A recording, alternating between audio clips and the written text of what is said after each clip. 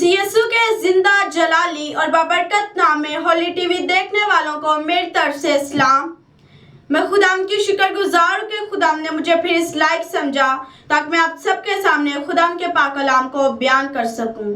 और मेरा आज का उन्वान है, आओ बैतल हमको चलें।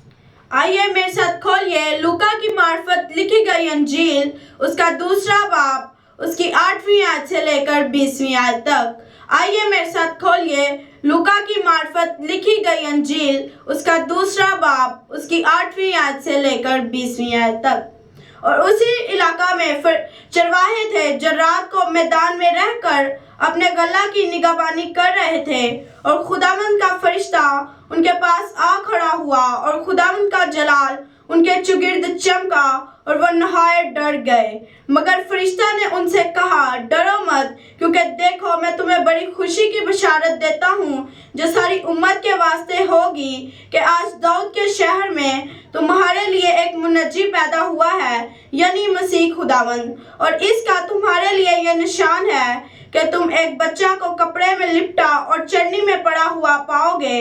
और यकायक उस फरिश्ते के साथ आसमानी लश्कर की एक गिरोह खुदावंद की हमद करती और ये जाहिर कहती हुई आती है, आलमे बाला पर खुदावंद की तमजीद हो और जमीन पर उन आदमियों में जिनसे वो राजी है सुलह।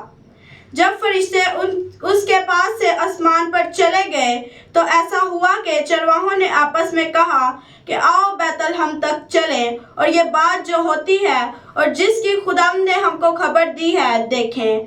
बस उन्होंने जल्दी से जाकर मरियम और यूसुफ को देखा और उस बच्चे को चरनी में पड़ा पाया, और उन्हें देखकर वो बात जो उस लड़के के हक में थी उन्हें कही और मशहूर की।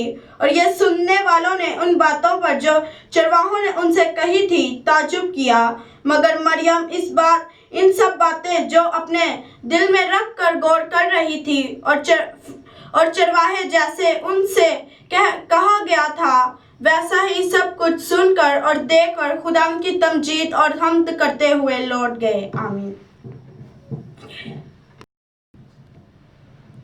और यकायक उस फरिश्ते के साथ आसमानी लश्कर की एक गिरोह खुदावंद की हम्द करती और ये कहती जाहिर हुई है कि आलमे बाला पर खुदावंद की तमजीद हो और जमीन पर उन आदमियों में जिनसे वो राजी है सुलह।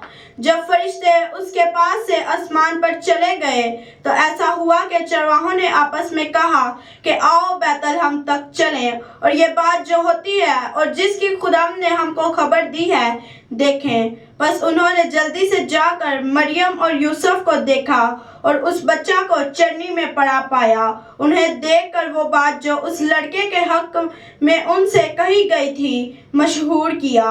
और ये सब सुनने वालों ने इन बातों पर जो चरवाहों ने उनसे कही थी ताजुब किया। मगर मरियम इन सब बातों को अपने दिल में रख कर गौर करती रही। मगर चरवाहे जैसे उनसे कहा गया था वैसे ही सब कुछ सुनकर और देखकर खुदावंद की तमजीद और हम्द करते हुए लौट गए। आमीन। जैसे ही फरिश्ता ने चरवाहों को यीशु बच्चा की खुशखबरी सुनाई तो वो फौरन ही अपने गल्ला को छोड़कर यीशु बच्चा के दीदार को चल पड़े। उन चरवाहों का इस तरह से बैतल हमको जाना इस बात को जाहिर करता है कि उन्होंने यीशु बच्चा को अपना बादशाह तस्लीम कर लिया। हालेलुया। और इस बात की गवाही हमें इस बाब की 17 आयत में मिलती है कि जैसे ही उन्होंने फरिश्ता की आवाज सुनी खुद तो वह दीदार को गए और उसके साथ साथ दूसरों को भी यह खुशखबरी सुनाई। अगर आज हम अपनी जिंदगी में गौर करें तो यीशु जवान हुआ, 3.5 साल तक खिदमत की, दुख उठाए, मसलूब हुआ, मर गया, दफन हुआ और जी उठा और आसमान पर चला गया और हमसे ये वादा करके गया मैं वापस आऊंगा। और आज हम उसे इग्नोर करते हैं, रद्द करते हैं कि वक्त गुजर ही जाए। उन चरवाहों की हिम्मत देखें कि वो आधी रात को अपना गला छोड़कर यीशु के दीदार को चल पड़े। उन्होंने तो यीशु को कबूल कर लिया और निजात को हासिल कर लिया। आज हम यीशु को कबूल करते हैं? अगर नहीं तो आज वक्त है कि हम यीशु को कबूल करें और निजात को हासिल कर लें। आज यीशु चरनी में नहीं बल्कि हमारे दिलों में पैदा हो। खुदावंद आपको इस कलाम के वसीला से बरकत दे। आमीन।